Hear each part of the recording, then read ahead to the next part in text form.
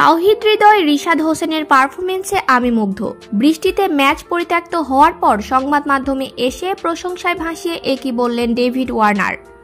দর্শক, বাংলাদেশ অস্ট্রেলিয়া ম্যাচে 3 বার হানা দিল বৃষ্টি। প্রথমবার টসের আগে, বাকি 2 বার অস্ট্রেলিয়ার ইনিংস চলাকালীন। তৃতীয়বার বৃষ্টির কবলে পড়ে ম্যাচই পরিত্যক্ত হয়ে গেছে। রান তোলায় এগিয়ে থাকার কারণে ডাকওয়ার্থ লুইস বা ডিএলএস মেথডে 28 রানের জয় পেয়েছে অস্ট্রেলিয়া। হার দিয়েই সুপার 8 পর্ব শুরু করল বাংলাদেশ।